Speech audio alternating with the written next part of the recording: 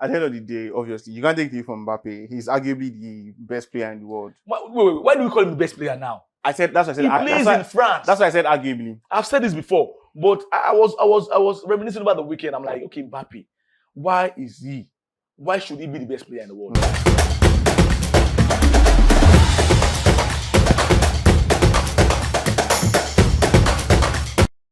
After spending over 7 years in PSG as well as Monaco, the Prince of France, talking about Kylian Mbappe, the man who has won the World Cup, scored twice in the final of the World Cup, has also scored a hat-trick in the final of the World Cup, has decided to leave all of that behind him and move on to something different. Yes, it is not official, but we all know exactly where his next destination will be. On that note, you're welcome to the best show on planet Earth, Be Trending. Let's talk sports. Here, we analyze critically, bant as well, to ensure that we give you all of the latest news, trending, emanating from the ever-scintillating, beautiful morning spinning world of sport. My name is Farouk Adetola. They call me the sports mamba, and definitely I've got the big man himself. They call him Zaddy. Talking about Izu, who is a big supporter of Chelsea, together on the show. And for the next 15 minutes or thereabouts, we'll be critically analyzing two topics on today's Be Trending. But first, Izu, how you doing? I'm good, man. Good morning. It's always going to be a good morning for Izu whenever his team wins over the weekend. Chelsea are flying at this point in time, only that they have left it too late to start flying. That is not our destination. Our destination is certainly going to start from somewhere in France. Kylian Omologo, that's what I call him, Mbappe. The man has decided to announce his future, saying he will be leaving PSG at the end of the season. And they already played his last match at the Parc des Princes. We all know where he's going to. It's no longer news, and we're going to break it here. He's going to Madrid. All of that has been agreed earlier before now. But my question is that, yes, we know what does the future holds for him. He's going to Madrid. Definitely will be successful there. But where I want to start from is who, now that it's all said and done, who actually needs who the most? Is it Mbappe, who knows that he can win the Champions League with PSG, or Madrid, who have won the who have won the Champions League without Kylian Mbappe? In fact, they're in another final right about now. Who actually needs who the most? Who has the bragging right now, saying that I'm coming to a team that's already a champion? There's nothing new you want to offer there.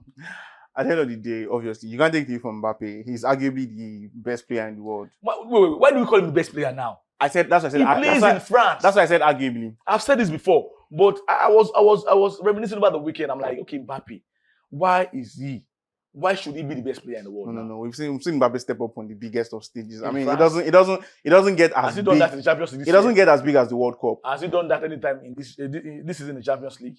We've seen Mbappe take on the biggest of teams of PSG. I can't remember anything. No. Their Champions League campaigns, when they met Bayern, it was literally Mbappe that tried to drag them over the line. Unfortunately, they could not get there. When they lost to Madrid, I think it was last season, it was Mbappe who stepped up both legs, despite being injured. They could not get over the line. Even the lockdown, the 2020 version of Champions League, which Bayern won, you can argue that it was Mbappe that dragged them all the way to the final, despite the fact that he injured his ankle. I think this season is just because he knows he's leaving. And right now, he might be physically present, but I don't think he's as committed as the club as he used to be. Now, let's go to the topic itself. Who actually need who the most? Is it Madrid, that are always going to be a champion any time? Or Mbappe, who has failed at PSG to win the Champions League for them, now walking to a team that won its Champions League 2 years ago and that might likely win it again this season? The way it's set up right now, I don't think it's looking good for Mbappe. Ronaldo left. Yeah. And we knew Madrid were in search of that talent who is, marketable, can step up, in the big games, take them to finals, help them win finals, just be a brand that pushes the, Real Madrid dynasty a lot further. Or let's say represent it. Or represent it a lot better. Because it doesn't get as big as Real Madrid in modern day football. Let's not deceive ourselves. But at the end of the day, I think it's a little too late. Yes, he'll be a good addition to the team. But you look at that Madrid setup and you realize that what they need, Mbappe will be a very good addition to the team, no doubt. He's a goal scorer. On his day, when he wants to play football, he's arguably one of the best players on the pitch on his day. You understand what I'm saying? But the problem now is what Madrid need is an out-and-out striker. You get a fox in the box, somebody who can play with his back to go, bring the wingers into play and all of that. And the reason why I'm saying it's late is because that talent, that person who under the lights will shine brightest, they have it in Vini already. Vinicius is playing the best football of his life right now. We saw him in the semi-finals of Champions League against Bayern. He lit up the stage. Do you understand? He didn't. I'm sure Kimmich is still like, There's a particular corner kick that Kimmich played, and it looks like, Mbappe had drained every form of, Vinicius had drained the last drop of confidence. And this was a Vinicius that had a very poor first half. And second half was like, bam. That's what it means to be a big player in that Madrid side. Do you understand? Despite the fact that a lot of the PR this season is going towards Bellingham, and yes, credit to him. He's having a fantastic season. Yep. But, when it matters the most, it has been Vinicius who has said, okay, look, we need, when we need to find that extra gear, Vinicius is the person that steps up.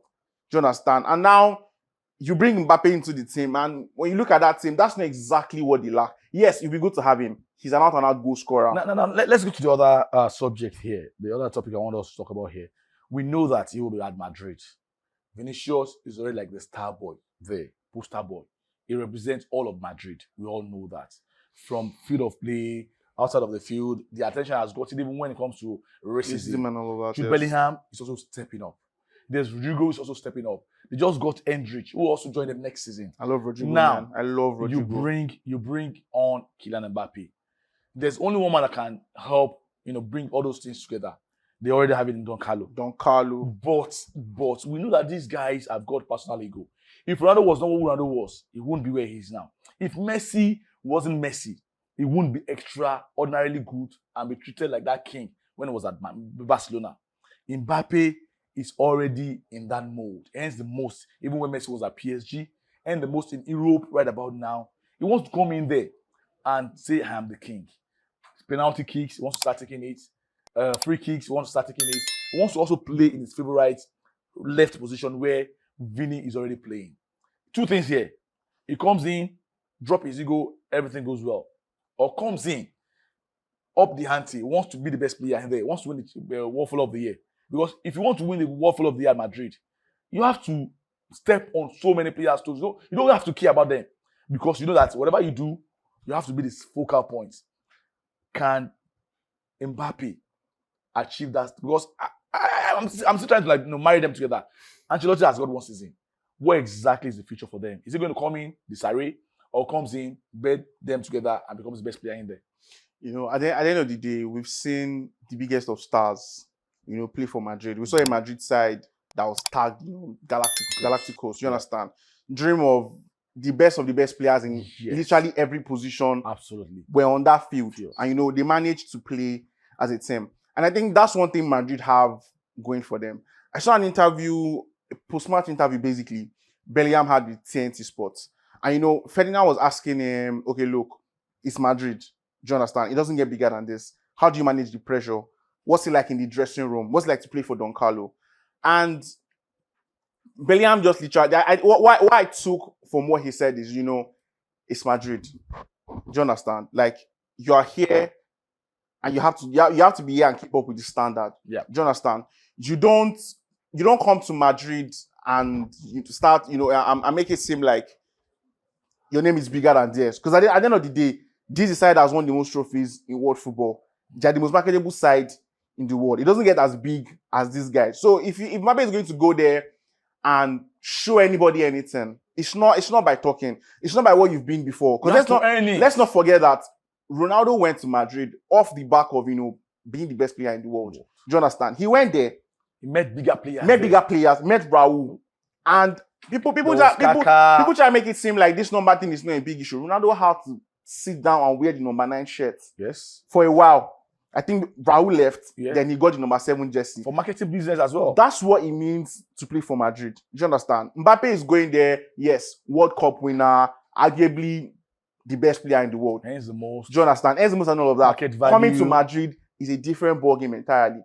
If you're going to show anybody, that you want to go there and make it seem like, okay, this is the narrative now. Because we're discussing it here. We're saying Madrid doesn't need Mbappe.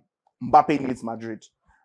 Now, the only way he can convince us, you get, and convince his teammates that that's not what it is keep quiet, bring yourself down, Force.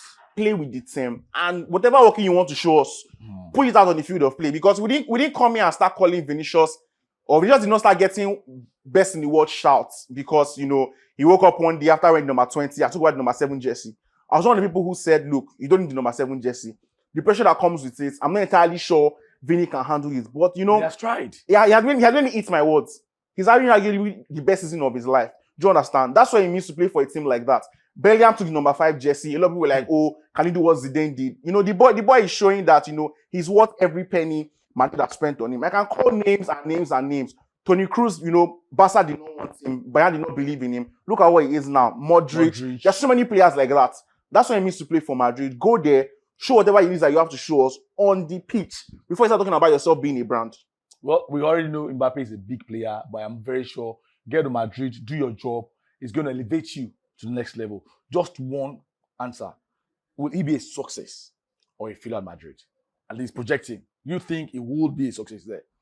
I think he'll be a success. All right, let's move on. Let's talk about a team that don't know how to lose. My guys. A team that just don't want to lose. Bayern Leverkusen. Before, we called them Bayern Leverkusen. But now they are called Bayern Never Losing. Because how can you go all through a year, more than 50 games domestically, everywhere in Europe, and you are still balling, even though you already have the league wrapped up? Forget that number. It is now 50. Yes, 49. It is now 50 games unbeaten. Over the weekend, they dismantled and annihilated Bochum by 5-0. Just one game left. They will be the new Invisible in Germany, the first ever. Join the likes of Benfica, AC Milan, Juventus, as well as Arsenal. And they will have even done it better because of the point return they have gotten. Number of games they're already in the final of the DFB Pokal. Kaiserslautern, they will take them to cleaners. The final of the Europa League. Atlanta, they are sure to win that one as well. In one word first, how do you describe what Alonso, is currently doing and will still do at Bayer Leverkusen? I think the only word I can think of is brilliant. It's brilliant. Fascinating. I can go on and on. It is phenomenal. There's one guy in Nigeria likes to say phenomenal, Mr. Phenomenal. This is actually a phenomenal achievement. But now let's go into it directly. This is a team that don't have a star cast, a star player. Like you have in Madrid, Vinicius, you say Rodrigo. You go to Man City, you say Haaland, De Bruyne. You go to even United, you want to say Bruno Fernandes. You go to Arsenal, it's Saka Odegaard. Go to Chelsea, you have players I'm going to mention. But this team have shared responsibilities. And it's very hard for you to see teams like that. What exactly is working for Alonso? Is it because he's bigger than life than those players? Or because those players just believe in him? This is called cooperation and unity working for them. First of all, when he took over Bayer Leverkusen, they were 17th. Yep. They were staring down relegation. Came into the team. First thing he did, try and save the season. Get them to a place where, okay, look, we're here now. Yes. What's the next step? You understand? And I think the next season, he looked at the team and said, okay, look, this is how I want to play. This is my philosophy of football. You get? These are the players available to me. These are the players that if I bring into this team, they can give me what I want. Because at the end of the day, he could have gone for, when it comes to transfers, a lot of players are in your face in the transfer market. Social media hype, oh, this guy is good. You've seen comps and all of that. But he knew what he wanted. And that's why I respect him a lot. It's very rare to see coaches go for a player because, okay, look, this is how I want to play. This is the person that can give me this thing the most. Despite how much he costs, whether people know him or not. I've seen this guy, he passes my eye test, and he'll be good enough for me. And then it doesn't get better than getting those players and you're getting return on investment. Do you understand? This man looked at the market and said, okay, look, Arsenal don't want Xhaka anymore. Give me Granit Xhaka. You understand? Give me Grimaldo. Give me Frimpong. Jonathan Tah has been at Bayer Leverkusen for a while. There's always been this cloud around him of, will he get to that level? Will he be one of those defenders who just, are very okay? Alonso has come in, made him a very good player. He got Boniface. Florian Wirtz is playing the injury Florian Wirtz had is injuries that players come back from and they never really find their footing again. Alonso has eased him back into the team. He's playing the best football of his life. Because at the end of the day, when the Ballon d'Or rankings come out for the top 30 players, Wirtz has shouts, to be in the top 10. Arguably the top 5, 7. Look at the kind of season that they're having. If they go on to win the treble, he will very well be in the top 5. Do you understand? This is a coach that knows what he wants. So I think he has made them a team. And there's nothing that takes you as far as belief. Mm-hmm. These guys have said to themselves, okay, in the beginning, when you start hearing things like, oh, you guys have not lost, we definitely lose this season. The pressure, how do they manage the pressure? Do you understand? It starts to linger at the back of your mind especially when you consider them going 2 goals down more than 3 times in the run to the Europa League final. Yeah. They were down 2 goals against Karabakh in the first leg. They came back from that. Against Roma. They were down 2 legs in the second leg against Karabakh. They came back from that again. So it's not coincidence. It's not luck. It's when the thing is built around somebody. If that person doesn't come to the party, you understand? It starts to feel like, oh, today might not be our day. Mm-hmm. But the first thing first is they are a team who wants to play for this man, undefeated or not. At the end of the day, you have to win football games. Yep. You understand? And they just love to win. I think that's what's taking them this far. Well, it's safe to say that Bayer Leverkusen will be the club of the year. I can say that from this position. It's also safe to say Alonso will be the best coach in the world when those announcements will be made, perhaps by FIFA. Only something dramatic will happen for him not to win it, as far as I'm concerned. I don't think anything can happen for him not to win it. So that's it. Now, the only question I want to ask you, and quickly, because we're rounding off right about now, he has done this season. Terrific, unbelievable, amazing. And nobody remembers the past. Yes, we'll talk about it in history, they did this, that. But how can he top it up? Perhaps if he doesn't top it up, what will make him not just a yo-yo, a jellyfish, like he just came and, was just a face? Because you need to do it after and after, over and over again, for us to say, yes, actually, you know what you're doing. What does Xabi Alonso need to do at Bayer Leverkusen first, next season? Because we know we'll be there next season. To at least say, yes, it wasn't luck. Because we know that Dortmund want to come back. Bayern Munich especially want to come back as well. So a lot of teams in Europe also want to come back. And now he's playing the Champions League. What exactly must he do next season just to remain that Alonso that we are talking about this season? One thing he has done well this season is he has been able to filter the noise. Mm-hmm. Do you understand? Do away with the pressure. Mm-hmm. And I know nothing is as pressurizing as, having the kind of season they've had and people expecting you to do it again. Mm-hmm. It comes with a lot of pressure. Absolutely. Do you understand? I think what he needs to do is, you've done something that has gotten you here. Mm-hmm. You have your philosophy. Stick with it. In your own time, find ways to make you better. But at the end of the day, do not listen to the noise. Because like it or not, I'm a big believer in the media will break you, will build you up. Yeah. And the media will be the very first people that will throw the stone that will bring you all the way down. So filter the noise. Look at the team. Look at the structure you've built. You understand? You alone know what got you here. Mm-hmm. You know how you built this. Mm-hmm. You alone know how you can sustain it or make it better. All right, that's just it as far as keeping up the ante is concerned.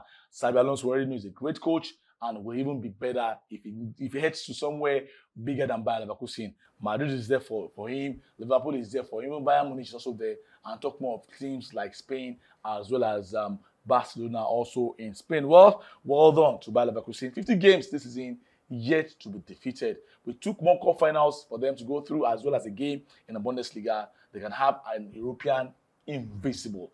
And that has never been done by any club in the world. Well, that's how the cookies is going to crumble again on today's edition of Be Trending. Big ups to my man here, Izu, who has done fantastically well. Thank you for having me. Dissecting the topic and also critically talking about the key points as far as Bayer Leverkusen is concerned, as well as Kylian Mbappe's future that we already know where he's going to. Come into Madrid, play yourself into reckoning and also submission. I'm very sure the world will see something different about Kylian Mbappe if he performs to the highest level in there. Well, big thanks to you guys always watching and making sure that Be Trading is the house name as far as Sports Podcast is concerned here in Nigeria. Until we return with another beautiful edition of the program, enjoy the rest of your week.